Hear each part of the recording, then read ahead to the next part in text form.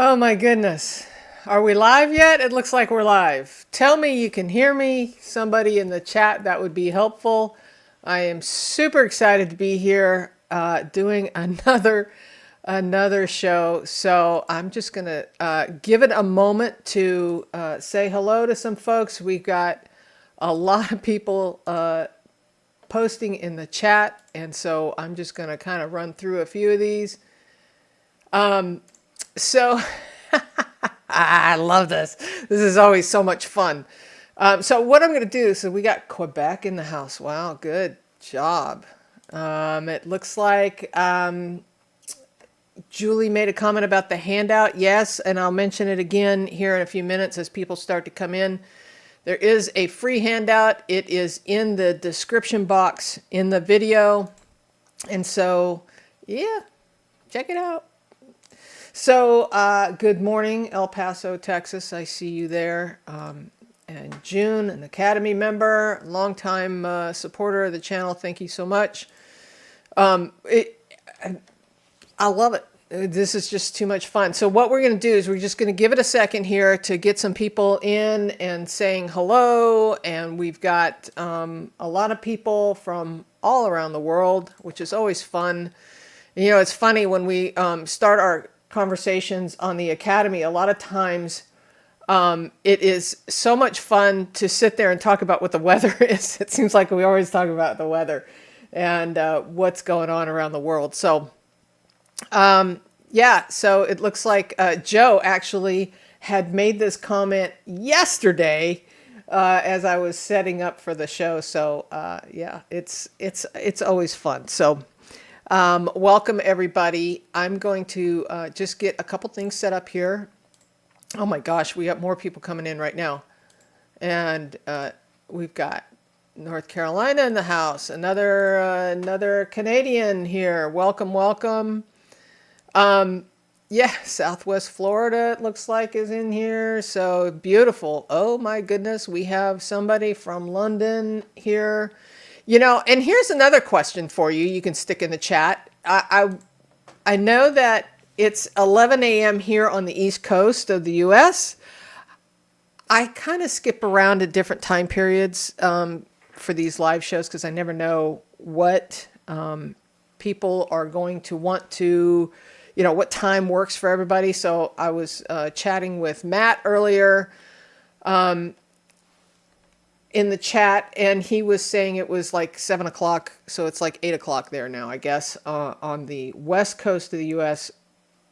You know, and I know it's a work day, but hopefully those who are not able to catch the live stream can watch it on the replay. And so, yeah, I'm always interested to hear what what time it is, what works for you. Here we've got somebody from it looks like Australia. It's 1 a.m. Sorry to keep you up late.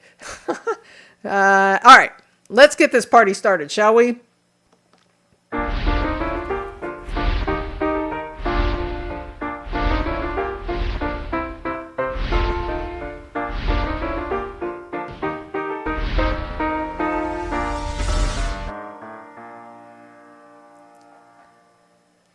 Okay, so today we are talking about avoiding mistakes on Ancestry. And I make them too.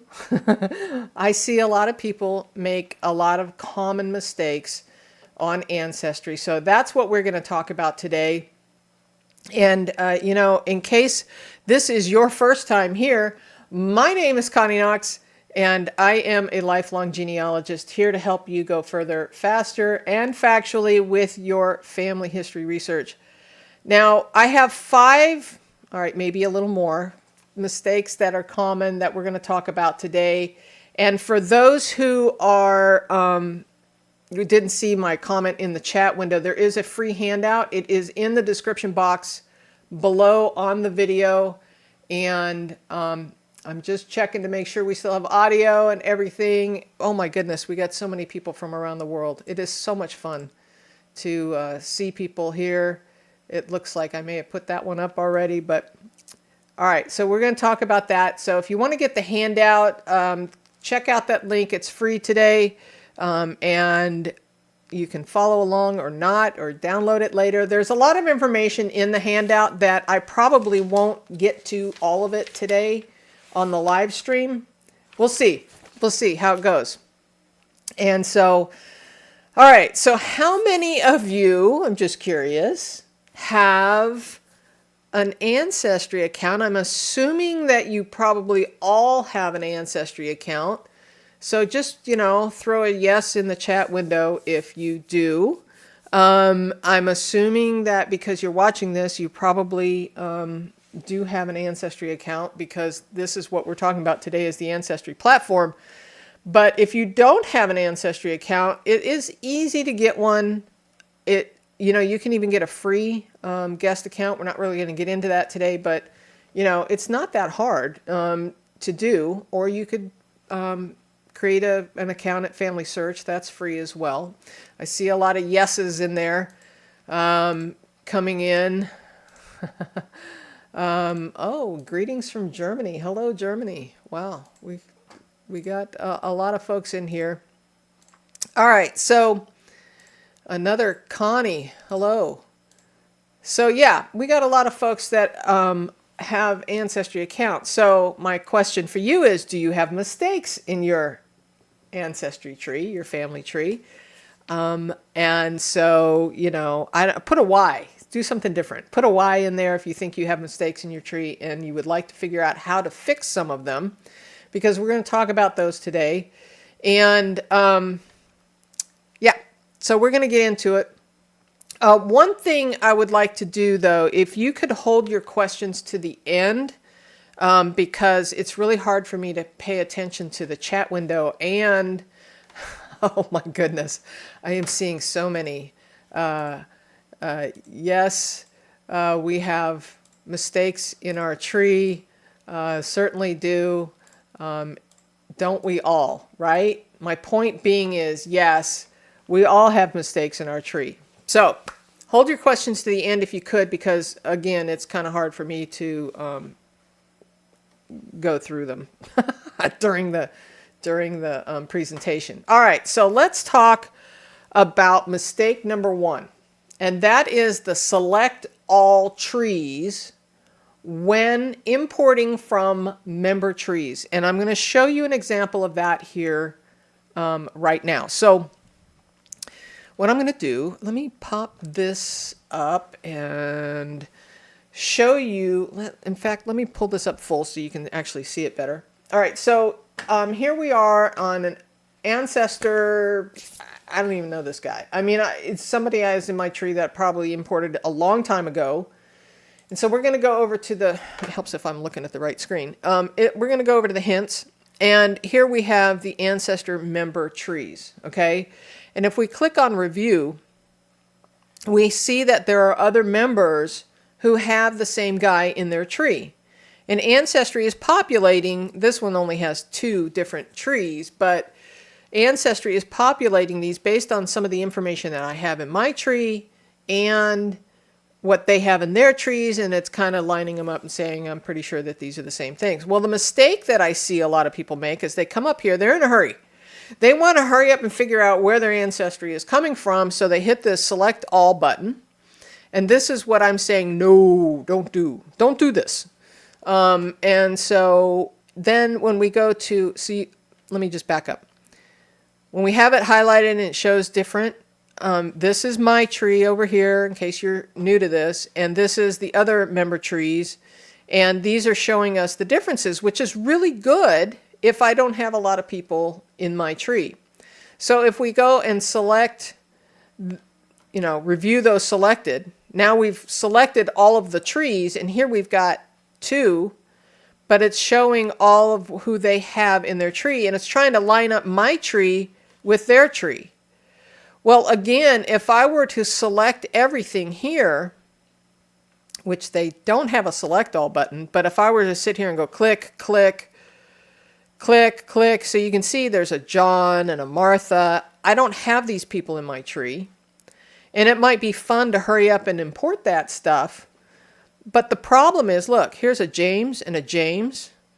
Are they the same person? Are they two different people? This one says 1849, this one says 1810, and I realize that's probably hard to see because it's kind of faint.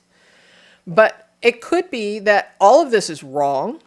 It could be that those two member trees, and I'm not ditching those two members, I have no idea because I've not done the research, but it could be that that information is incorrect. So I don't want to do this personally. This is the way I do it because I'm very methodical and thorough in the way I do my research.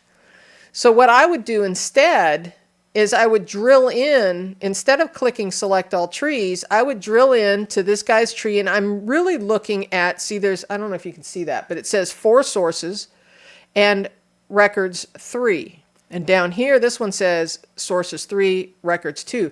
I don't know if you know this or not, but Ancestry populates the family tree with the most records to the top. So it's kind of giving you that advantage. So I would drill into this guy. This hyperlink goes to this guy's tree, and I would review those sources and make that determination. That's one of those skills that we learn, right? Is record evaluation. And I would review those records and say, is this the same guy? Is it the same record that I already have on my guy? So we need to kind of be methodical in how we do this. So I'm never going to, unless there's one situation where you might, and that is if you're doing DNA research and you're trying to do a quick and dirty tree, the strategy quick and dirty tree, which was, I think, created by Blaine Bettinger, Dr. Blaine Bettinger.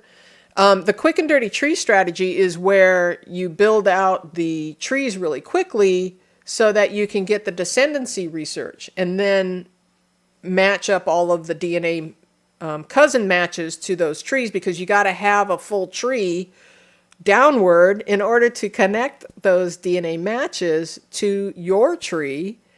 And so sometimes people do a quick and dirty tree, which is basically using this to fill out the branches of the tree so that they can then connect the DNA matches, and then they can go back and verify the records later. That's theoretically the quick and dirty tree strategy. I very rarely do that. I'm not saying that I haven't ever done it, but I'm just saying it's a strategy that is helpful, but for the most part, I'm focused on records, I'm focused on verification, and so I don't want to be doing this, okay? So that's just me. I would drill into this guy. I'm not going to do it right now, but I would drill into this guy. I would review these sources and the records, specifically the records, and make that determination if that is my guy or not. All right, so let's jump into mistake number 2, which is not putting any sources on your records or stuff that you find in the gallery. And I'm setting up an example here for you. Let me get to some good facts here. Okay, so jumping back to the screen here and talking about John Van Hoy again. So here we have a situation where we have a marriage down here that has no source. Now, honestly, I even put hypothesis on here as a tree tag. And by the way, if you're looking for tree tags, you can go here and you can go to edit, custom tree tags. You can create your own tree tags, or you can add whatever tree tags you want. In this case, I put hypothesis, which is one of the research status tags that they have there. And so, yeah, that's when I'm not sure about somebody, sometimes I will put hypothesis there. I'm going to take a quick sip. Okay, so we have a marriage record, right? And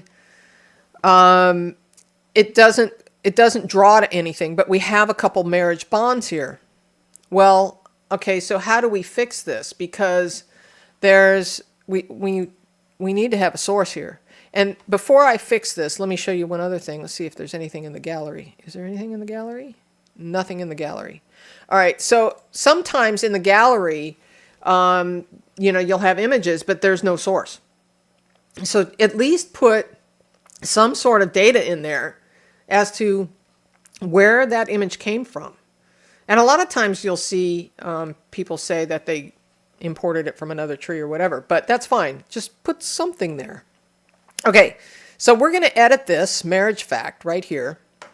And we're going to first, let's take a look at these marriage bonds. So we've got, what I do is I like to pay attention to the marriage bond number. This is how I know if I have duplicate facts, which may or may not happen here. So we're going to close that one out. So it's 147933. And we're going to look at this marriage fact, and we're going to open this up. And this appears to be a different index. These are both indexes, by the way. I would want to go find that original record, just saying. That would be part of my process. All right, so I'm going to go back here, and I'm going to edit, and I'm going to attach a source. Now, here's those two marriage bonds that we just looked at. And by the way, oh, it's got an FHL number. It might actually be on the Family History Library. So if you grab that number and go search for it on Family History Library, which is another conversation for another day, but all we have to do to add this to the source is hit the plus button. We're going to take this marriage record, we're going to hit the plus button. Whoops, what happened? What happened? It opened it up. That's interesting. Okay, let's go back. Okay, let's see what happened. All right, so we got this one drawing, but we didn't get the other one. For some reason, it skipped out. All right, so we're going to go add this one to the top. Now it goes up to the top, and we hit OK. And now it draws to these two. Now, I'm going to tell you right now, it doesn't always draw. Ancestry has told us that it doesn't always draw. For example, John is married to Jane, and unless these are attached to Jane, sometimes they don't draw. Sometimes they'll draw this direction. They don't always. I'm just giving you the heads up. But typically, you'll find census records will draw to the right-hand side. But if everybody is named and that 1880 census is in the spouse's thing. And if you'll notice, Ancestry made this change recently. That's another story. But you have to actually go in and change that to a spouse if you want to edit that relationship, which would be up here. I think it's edit. Let's see. Edit relationships. And then Jane, instead of being unknown, we want to put her as a spouse and then close that. And so now it's she's listed as a spouse. Okay, so we're on John, and we're sticking with our mission here to attach those sources. And so with that, we now have that fixed. And so hopefully that helps with that one. And if you're finding any value in this and you want to keep getting more videos like this, I hope you'll subscribe. I do appreciate it. And so let's move on now to mistake number 3, which is keeping a clean profile. And so what I'm going to do is I'm going to jump over to George Thomas Summerlin. And so George Thomas Summerlin is another one I haven't looked at in decades. And you can see here that there's 3 name facts. There's 2 birth facts. Residence 1850, residence 1860 and 1870. That's fine. And we have occupation as a farmer. Does that draw to anything? It does not, but it probably came from one of these census records, so we could add that too. So point being is you want to keep your facts column clean and your sources column clean. And what I mean by that is not having duplicates. Okay? So here's what we're going to do. We're going to work on these birth facts first. First of all, you've got to know, and I kind of talk about this briefly in the handout. Normally when I'm going to go do research on, like, if this is my focus, my target ancestor today, and by that I mean the guy I'm working on or the girl that I'm working on is my target ancestor. And I do this full workup. I create research notes. I do this very thorough, go through every record that is already somehow imported into my tree from somewhere. I go and I find all the sources, and I go and I do this cleanup process. So what I'm going to talk about right now is just the cleanup part of it. And so what I'm going to do is I'm going to take a look at this. First of all, if you look at these census records, while the census record comes from Edgecombe County, North Carolina, where is old Summerlin? Is he at the bottom of this page? Here is the Summerlin family. Here's George. Okay, he's 19 years old, and he's living in the household next door to some more Summerlins that we can only presume is his family.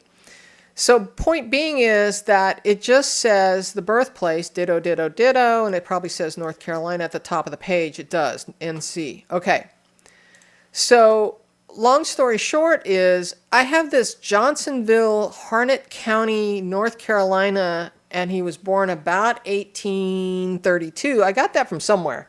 It probably came from either the Family Bible, which I haven't looked at in decades, or it came from some other member tree or something somewhere.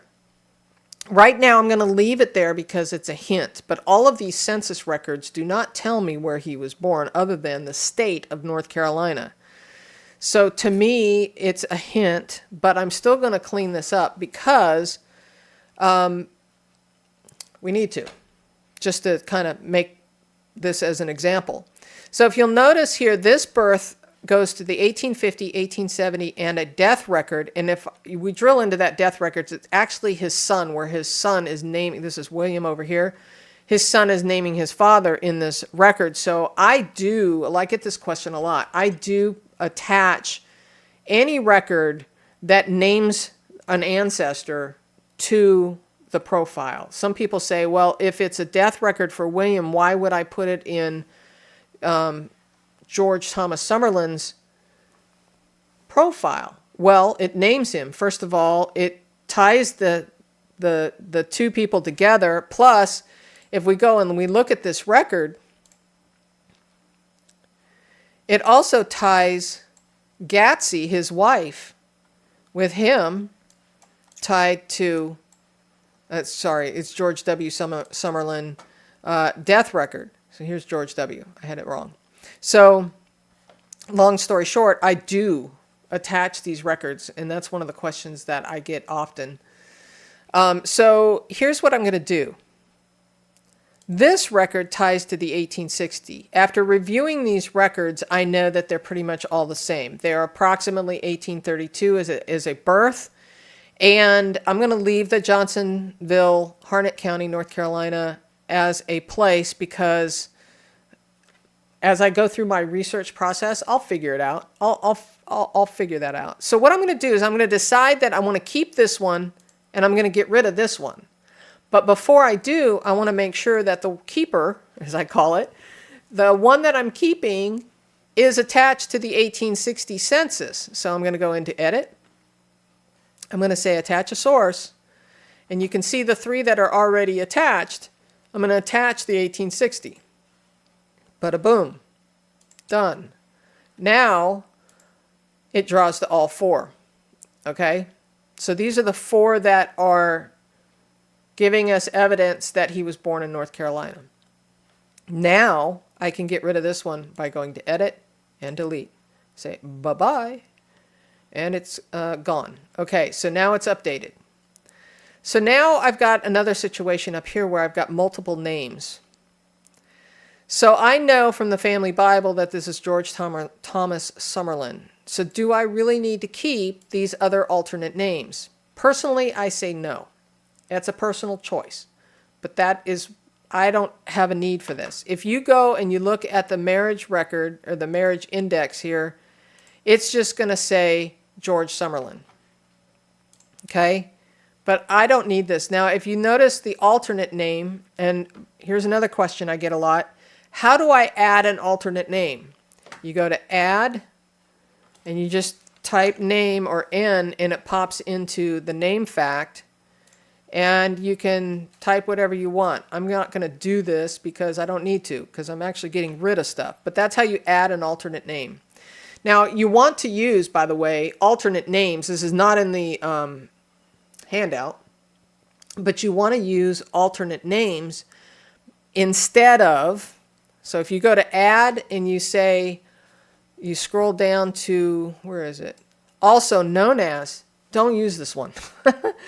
Also known as, it could be used for things like goat or Bubba or something that would never appear in a record, because Ancestry does not search also known as facts.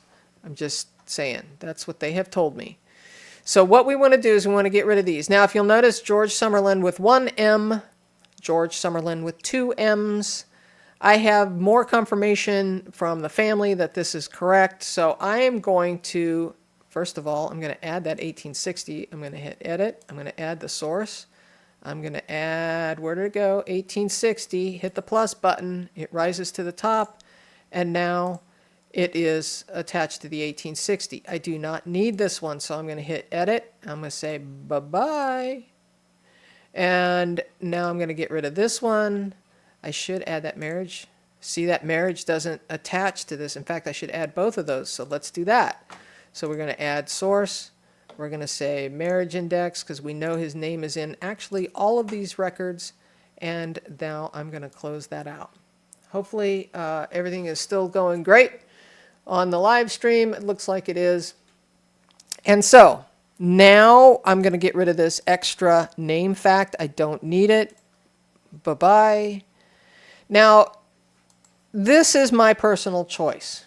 Even though these other records just say George Summerlin, the reason I do this is because, how can I explain this?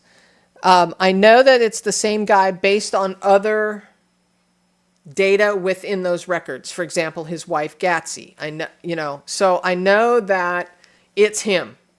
There is no need to have 6 different spellings of the names. Now, before you ask, because I know some of you will, I get questions about married names. So, for example, Gatsy over here, her maiden name is Webb. And I would not put her, in her profile, I would not put Summerlin. Let's jump over there real quick. I would not put, see, this is in here. I don't need this. Go away. Goodbye. I don't need these names in here like this because the algorithm is going to know that she was married to a Summerlin, and it will do the search for me. So I have managed to clean up part of her name issues as well because we didn't need all those Summerlins. That probably imported somewhere along the way where other members maybe had put Summerlin. And, okay, one thing I will say is if you don't know what the maiden name is, put the married name. At least it ties to something until you discover what the maiden name is. And so that is how you can clean up the names. We've cleaned up the birth. We've attached the marriage. We actually have another one here we could attach to the marriage. I would want to review that. I'm just going to do it just for demonstration purposes, but we would add that one as well and close that out. Now, if a census record has evidence of marriage, now these early ones don't, but some of the later census records actually will ask the question in the census form, how many years have you been married? And that's evidence of marriage. So you could technically use that census record as another piece of evidence of marriage. Okay? Okay. So I think that probably cleans that up. We do want to clean up some of the sources on here to make sure we don't have any duplicate sources. We would want to review each one of these marriage bonds. And by the way, whenever there's a marriage bond, there is a marriage bond to find. So here we have a marriage bond record, and we could go to the source information, and it says right here, State of North Carolina, Division of Archives and History. I can go to the state archives and get this bond. I've done it. In fact, in North Carolina, I don't know about other states specifically, but I have actually emailed them, paid the fee, and they've emailed them back to me. Or they will put them in the mail to you if you want to get the actual marriage bond. I highly recommend you do that because it's important because there's more detail a lot of times, and they're beautiful. A lot of times they're handwritten records. It's a lot of fun. Anyway, not to go down another rabbit hole, but I can kind of see that these are a little bit different records. While these are part of the same collection, see, this one's an index. This one's talking about the bond. These are the two bonds that we looked at before. Okay? So, I think we've managed to clean up George Thomas Summerlin's records, or his profile. And so with that, I'm going to take a sip of water while you watch this. Hey, did you know that you can get everything I produce all in one place, commercial free? Well, now you can at the Genealogy TV Academy. For one membership price, you can get an all-access pass that includes all of the online courses, all of the YouTube channel videos dating back to 2022, early release of any new videos coming up on the YouTube channel, the live classroom instruction via Zoom, and the handouts and worksheets associated with all the videos. If you want to learn more, go to genealogytv.org/academy.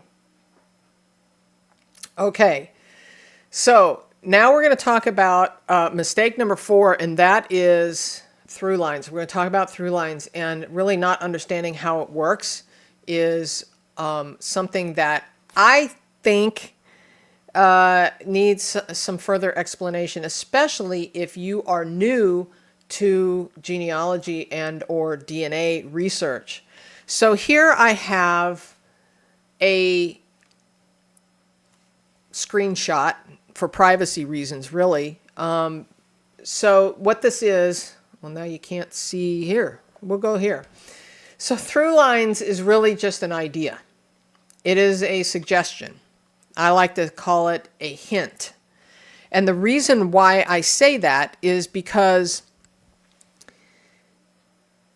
it's, you know, a lot of people complain that it's not accurate. Well,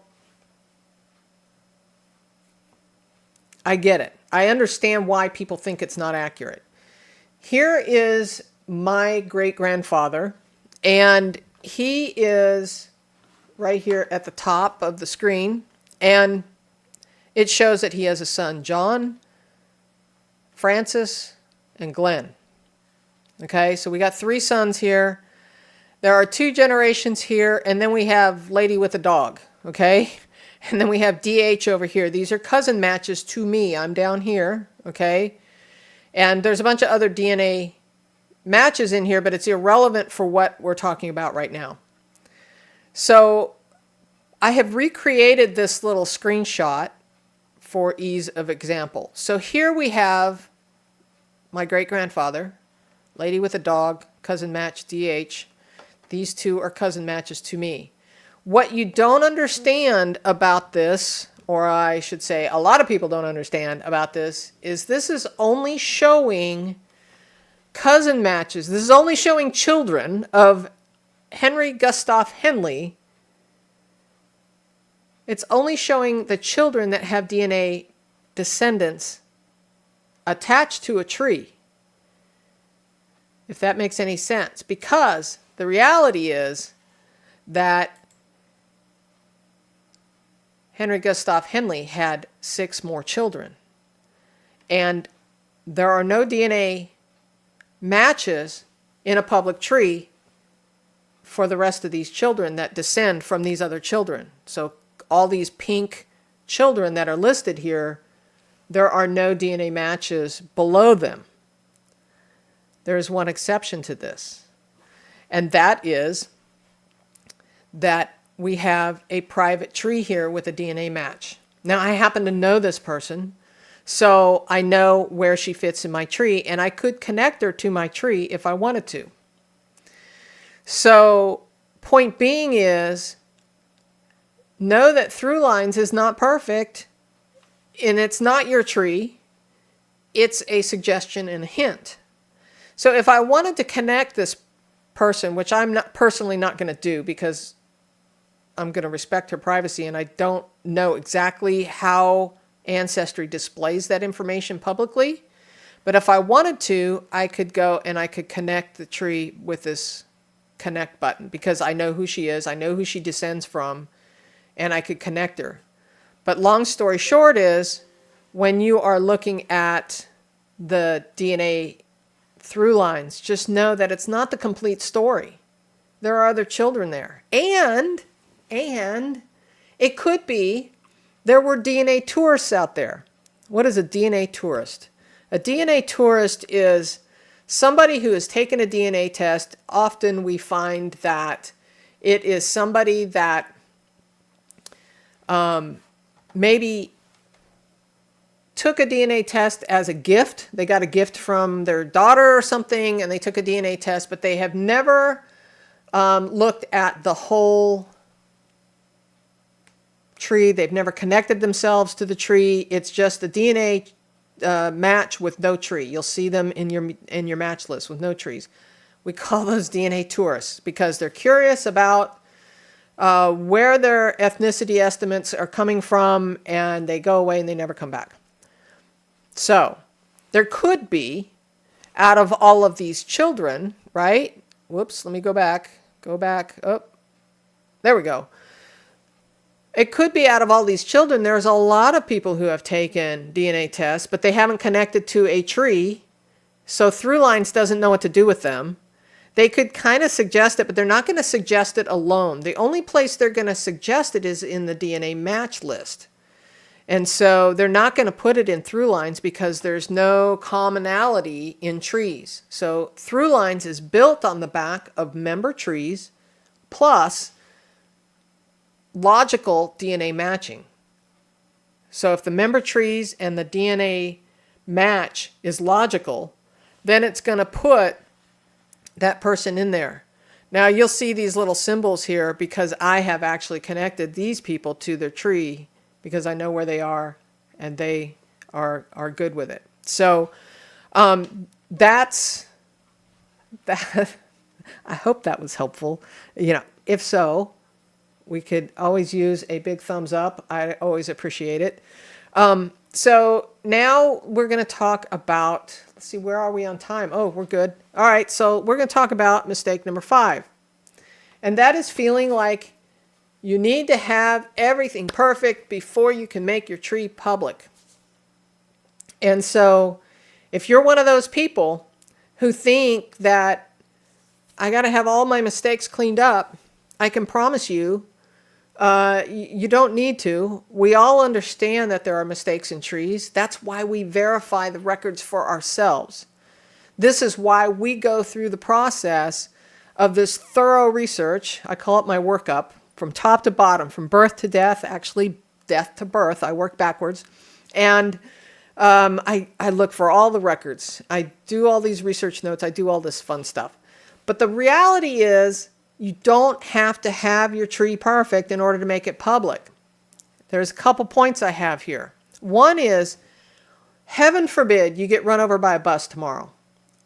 If you have not shared your username and password with a family member or somebody you trust, if you have not shared that and your tree is private, it will remain private forever unless there are lawyers involved and estates involved, and then Ancestry would, open it up to you. But it, to the heirs of your estate. So, point being is, make your tree public unless you have a real concern. And I get it. Sometimes we have concerns as to why we would not want to make our tree public. So I encourage you to make your tree public despite the mistakes, if that makes any sense. So, and I also encourage you to share your username and password with a family member that you trust, so that somebody has access to your tree in the future. And I think they would not have to pay for it, but they would still have access to the data, at least, as a guest account. So you'd have to check with Ancestry on that, but I'm pretty sure that is the case. So I have some more, a bonus tip, and some questions that, if you have questions, now's the time to start populating the chat window. If you have them, where did it go? It went up there. There we go. If you have any questions, start with QQQ and then ask your question. That way I can see it in the chat easily, because there's a lot of people saying hi and where they're from and having conversations. And so if you would start with QQQ, I will try and get to as many questions as I can. But, you know, we really need to kind of think about skills. And I just, to me, skills are one of the most important things that you can learn in genealogy, because that way you're not barking up the wrong tree.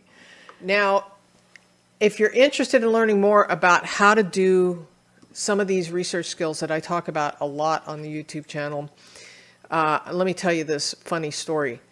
I started teaching genealogy because I'm a photographer just for the fun of it. I like to take, you know, nature photography, wildlife photography.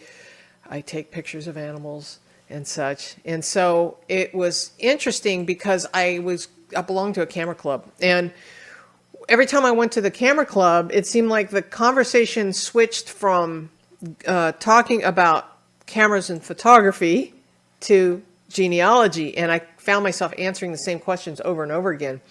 And so I said, you know, I had to just create a video. I've been in the video business for decades, so maybe I should just do that. Well, then I thought, well, maybe I should do a couple of them. Well, maybe I should start a YouTube channel. So that's kind of why I started teaching genealogy on the YouTube channel.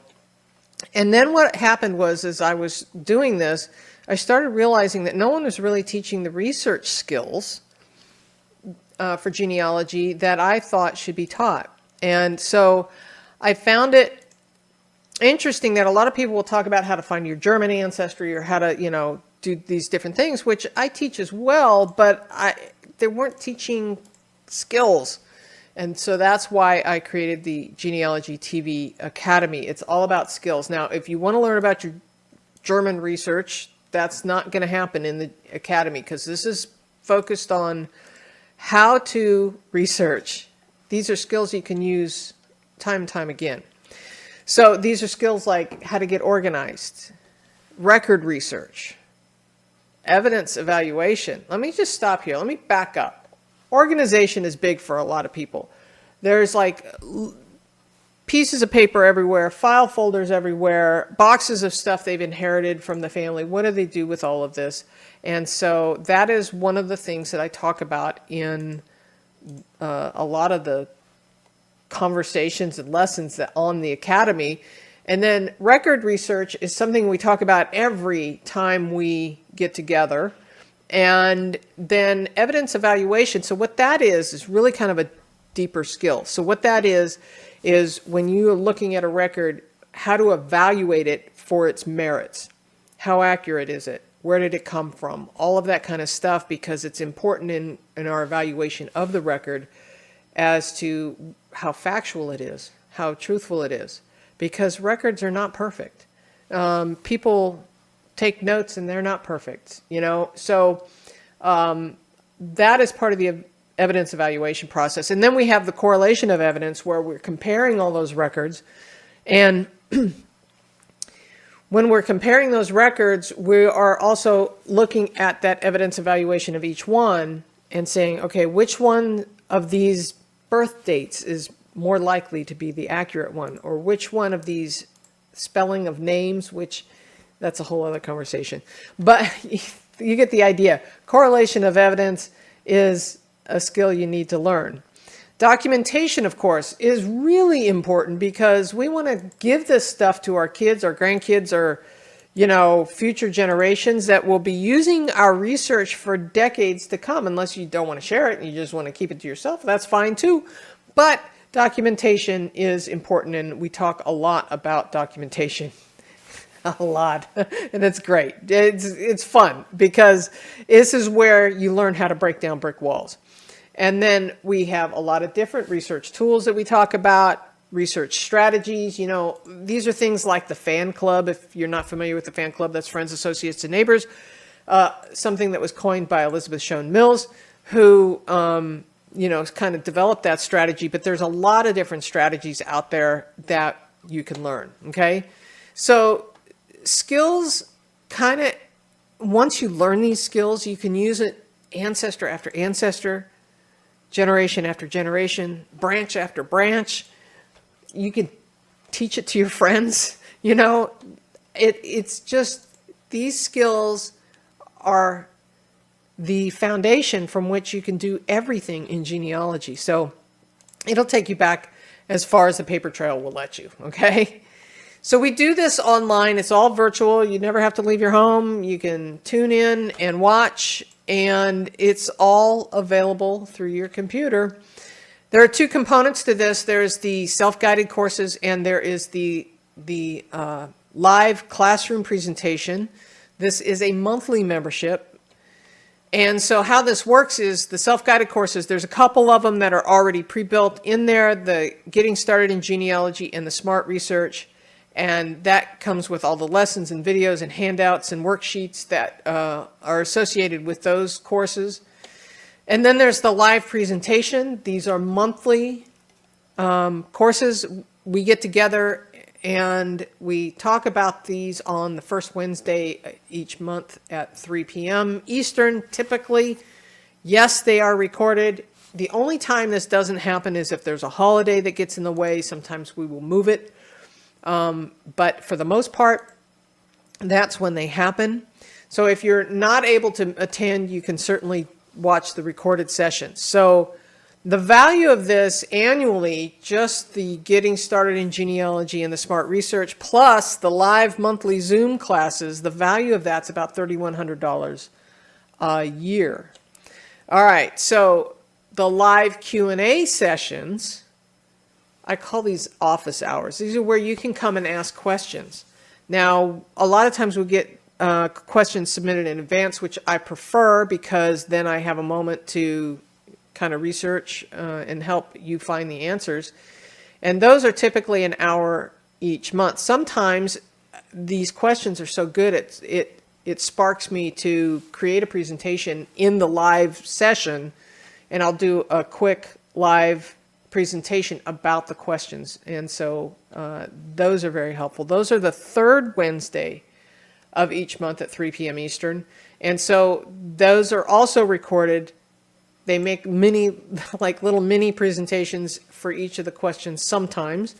And sometimes it's just a conversation. And we can kind of get together as a group and brainstorm to help people find the answers to their problems that they're having in their research.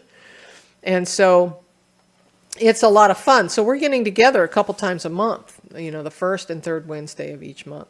Okay.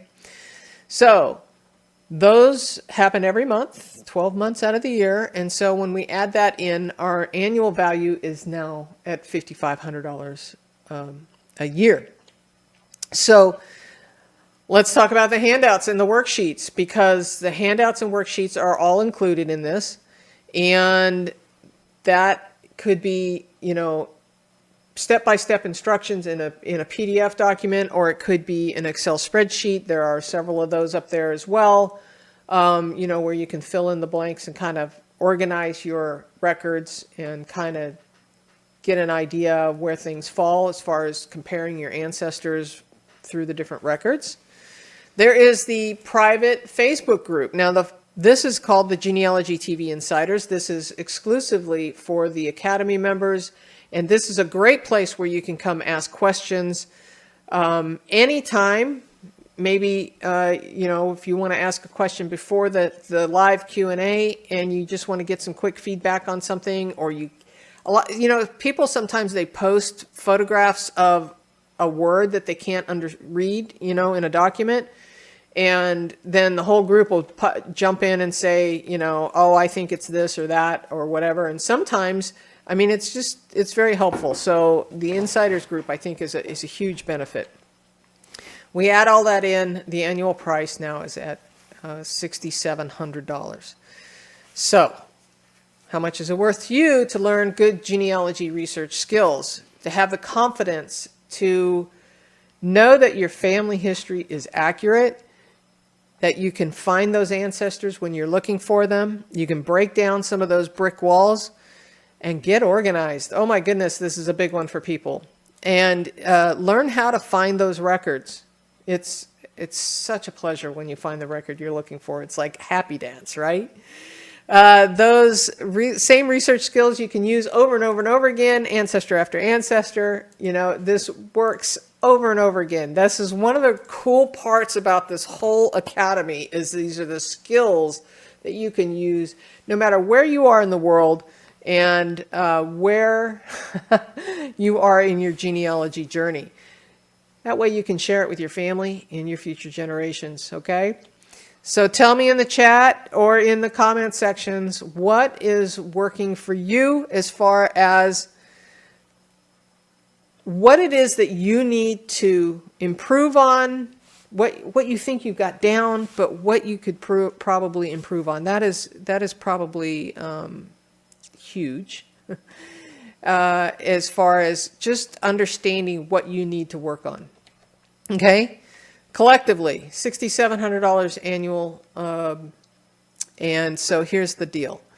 So this membership is $59 a month. Right now you can get it for 25% off. That's $44.25 a month. And if you are interested, go to genealogytv.org/academy. Use the promo code GTVA. That's for Genealogy TV Academy, GTVA 25, and the percent symbol, and you'll get 25% off your monthly membership.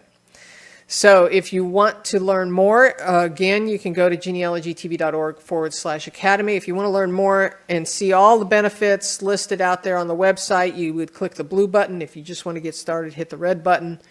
And so one thing I want to tell you is if you're committed to learning, I'm committed to teaching, okay? I am committed to helping you with your genealogy journey. And then you can do the happy dance, right? When you find those records and that woohoo moment, right? So here's my guarantee. If you change your mind or aren't satisfied for any reason, just send me an email within 14 days of purchase, and I will give you a full refund within 24 business hours. New members will get 3 new handouts. 10 tips to breaking down brick walls and getting unstuck. How to create great research notes. And how to group your DNA matches on Ancestry into 4 groups of your grandparents. Okay? So these are 3 really valuable handouts. And when we add the Genealogy TV Insiders and all the handouts, we're now at an annual value of $6,775.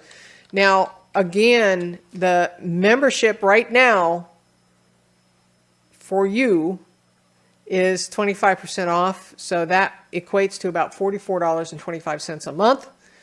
And if you are ready, stop making mistakes, to get organized, to prove your lineage, and to learn some research skills, this will all give you the confidence that your research is accurate so that you can share it with your family and friends.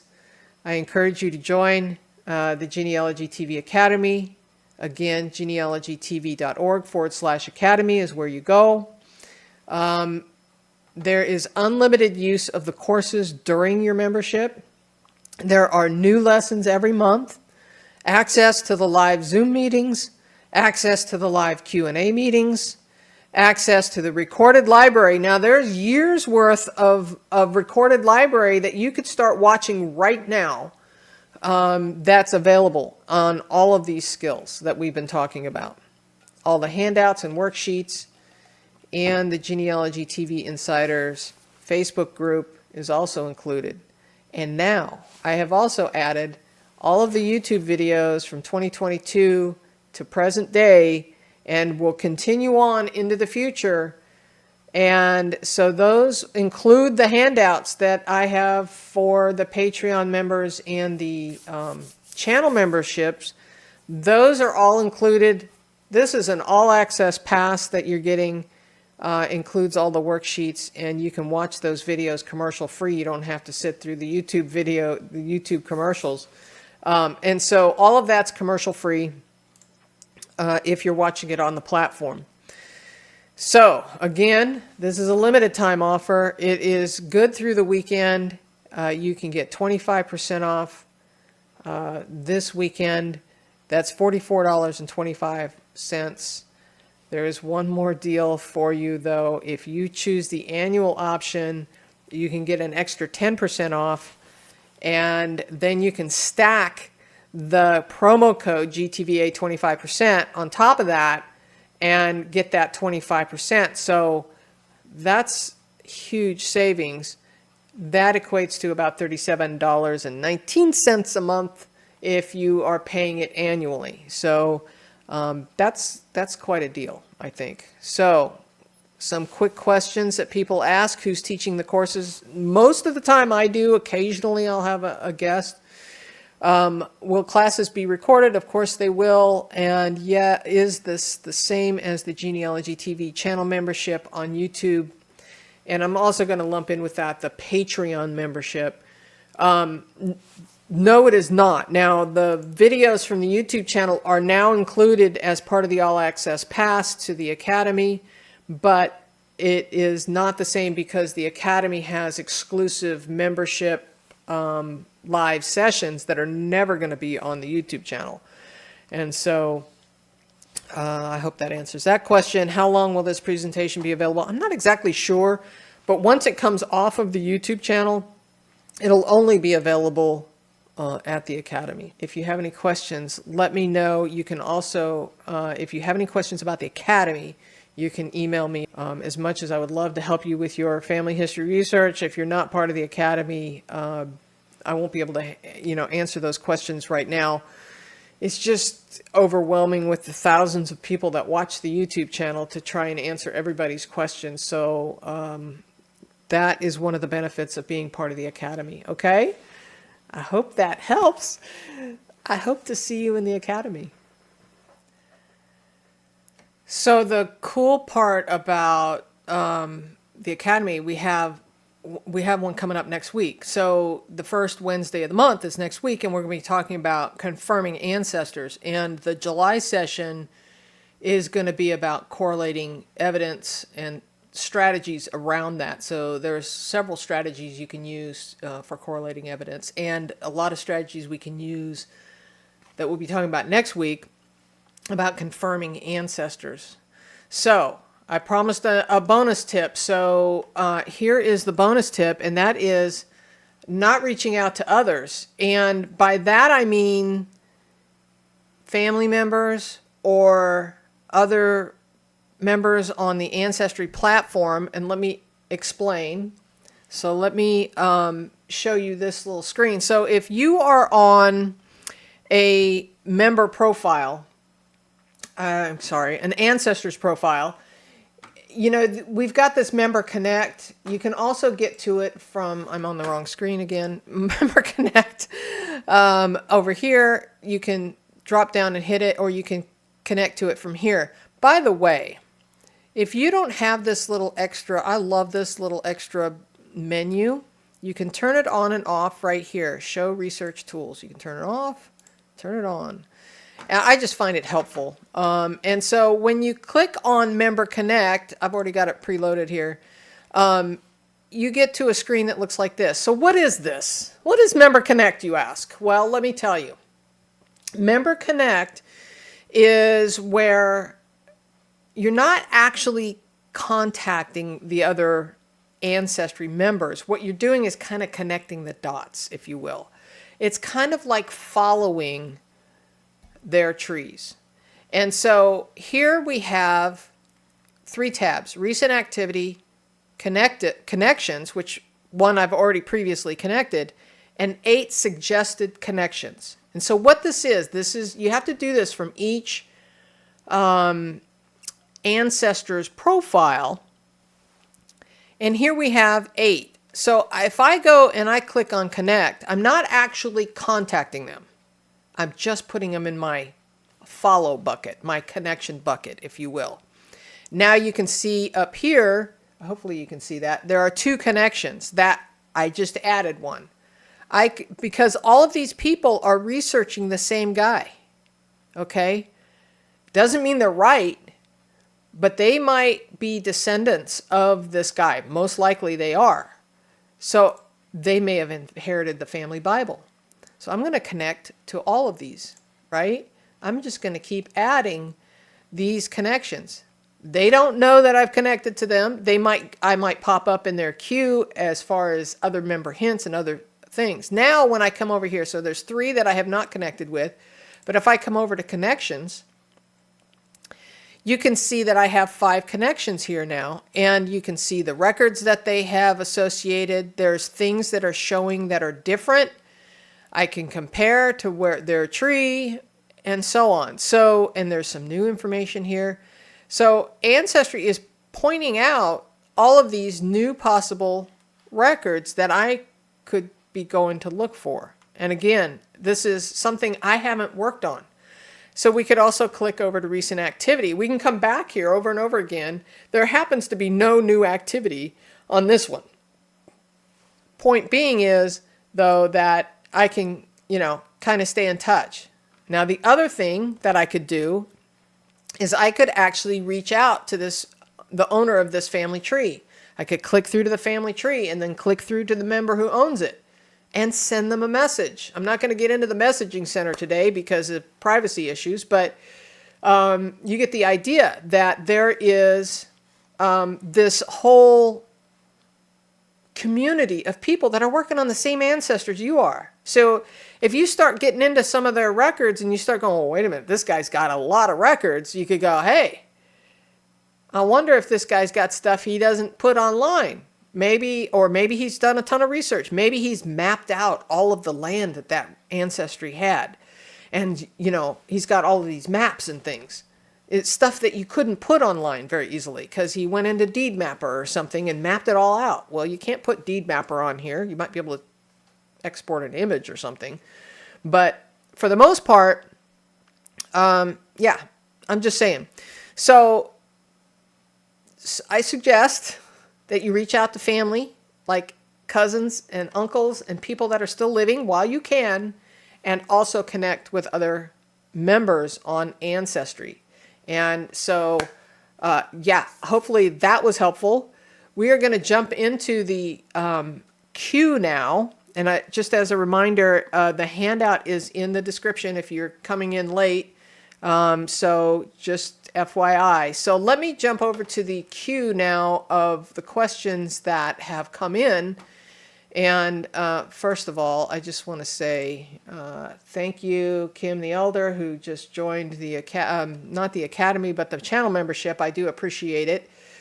All right, so there were several comments that are not necessarily questions, but let me jump into this one here. My dad is a ghost. He was born in 1937, was playing Russian roulette in 1977, and was shot and paralyzed from being shot. I can't find anything on him. I tried finding his marriage to his first wife. So this is kind of a loaded question. So this is one of those things where I would create a research plan. Take everything you know, put it into research notes in chronological order. Everything that you actually know today, put it into research notes, and then start creating, going in those research notes, like in red font, in between the things that you know, what you're looking for. In this case, you're looking for a marriage record to his first wife, but there's other stuff that you're looking for. Everything you know. We're talking siblings and uncles and aunts, anybody that may be, that you know about this person. Put this together in research notes, because this research note document that you're creating, and I'm not talking about on the Ancestry platform, I'm talking like a Word document or a text document of some sort. And then what you can do is start creating a research plan within your research notes. And the plan is in red font, right? Then you just start working one by one. I would go to FamilySearch and look for them over there. I would go to, if you have a MyHeritage account, it would be helpful. Certainly do some targeted research. I can't go into all the research skills that you would need, but the card catalog is a game changer. I would also go look at the FamilySearch. I've done several episodes on this recently. The FamilySearch full text search might be a benefit for you. And so, create your plan. Plan your research and research your plan, okay? All right, who's next? Let's see. Which place name should be used with Ancestry? The name used at the time of the event or the name used today? I would put both in there. So, I see what you're saying. So Montreal, Canada, New France, Montreal, Quebec. Now, Ancestry is pretty good about knowing border changes, name changes of places. And so a lot of times they can equate this. But, you know, if you're doing targeted research, which I highly recommend you do, then I would start with today's name for the location. And this happens a lot in the European countries too, where the borders were changing a lot. I would put today's location in there, but I would also put another place fact. You can do that in the facts field and add a new residence and put the other name in there, because the more help you can give to the algorithm, the better. And so while Ancestry that's a lot for Ancestry to associate old names with new names. So help them out. Put more facts in there. You know, residents in 1850, you can do those. You can even create custom facts. Let me see if I can jump into, let me drop this for a second, and I will try and make a quick demonstration. So you can go into the facts section here and add a custom event. And so by adding a custom event, you could put whatever you want, and the location as being, you know, like in 1850, you can say in 1850 it was known as this. Sometimes I do this with like Virginia and West Virginia, right? Because it was my ancestors, some of my ancestors before I think it was 1865, I always forget, somewhere in that time period, West Virginia was born from Virginia. So you could put both like border change or make a comment here in the fact label and then add a date and the other name of the location.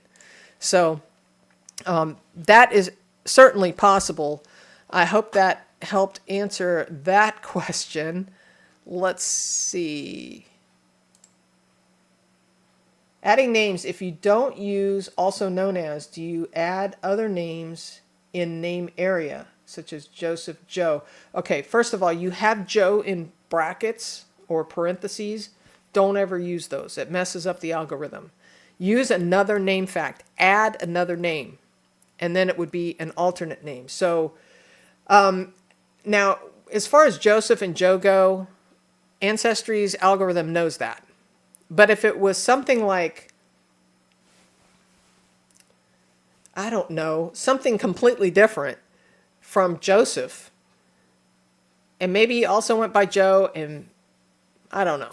But you know what I mean? So like if you've got several different names, like maybe his name was Henry Walter, but he always went by Walter, and a lot of the documents may be Walter, then you could certainly add a different name fact. But a lot of times if you have a first name and a middle name in the primary preferred name fact field, it's gonna search both Henry and Walter, if that makes any sense. So I hope that helped. Let's see. Let's see. One of my frustrations is the inundation of duplicative hints on Ancestry.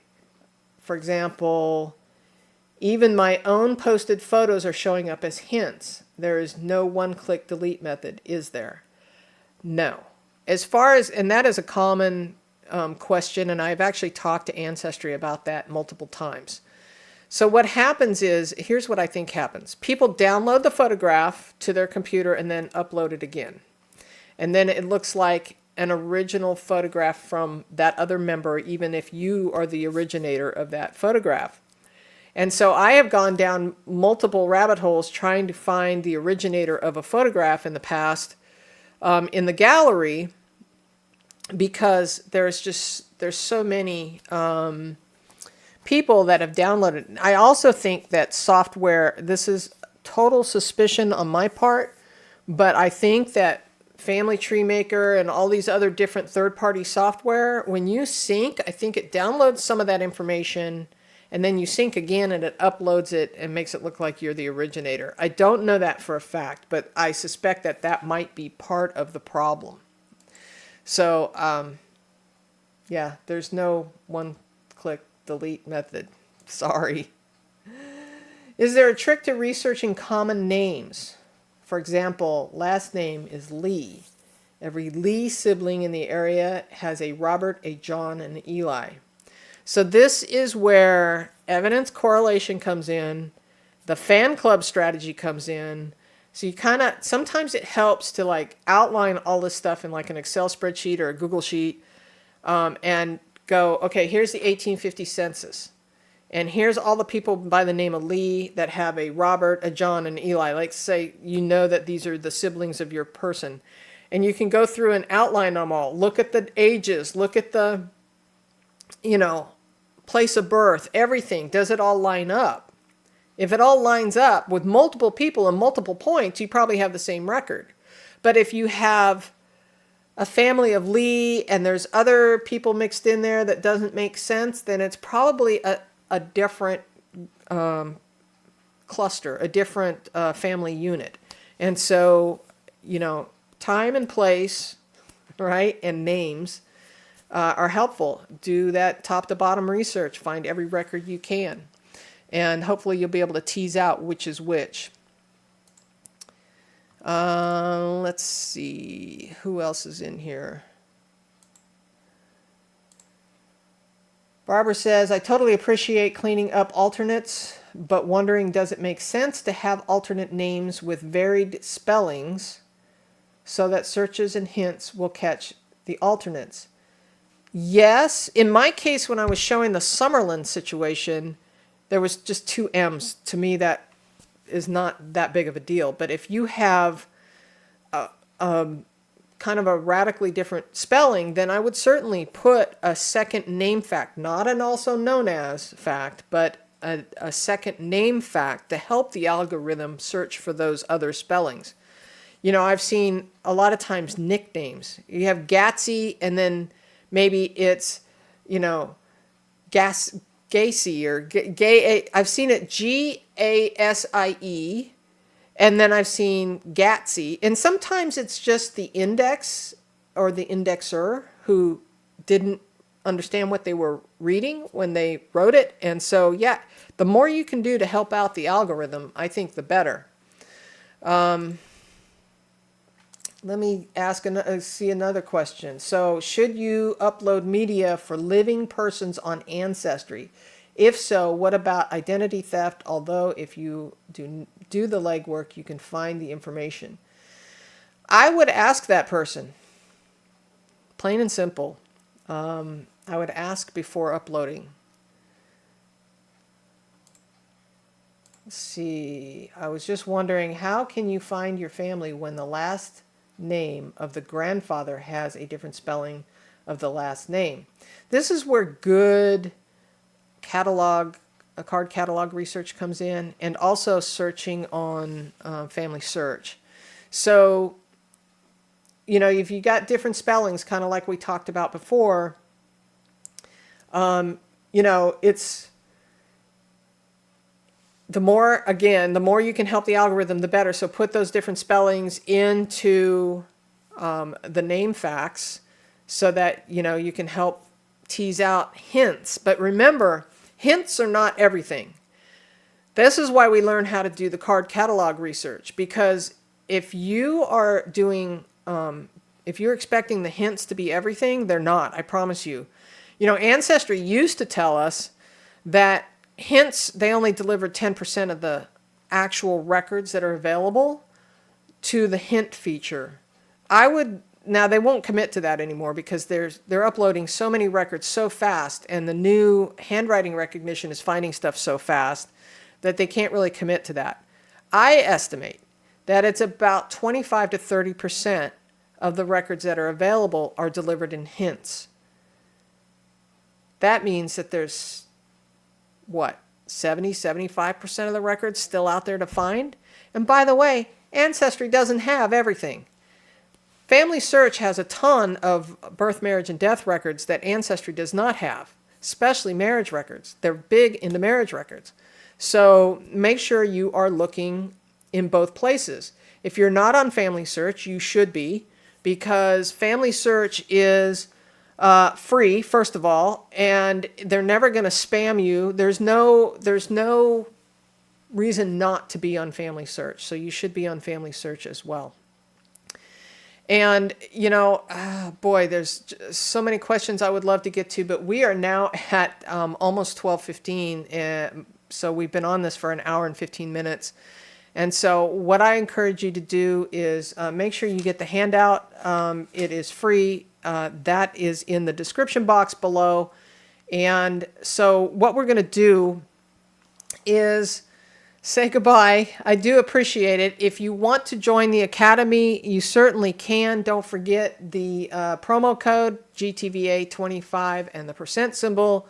You can find that over at genealogytv.org/academy. Just make sure you put the promo code in before the final checkout. There's a couple different places you can do that. And with that, I'm going to say goodbye. It's been fun. Thank you so much for joining me today. And we'll catch you in the next video. Okay, bye-bye.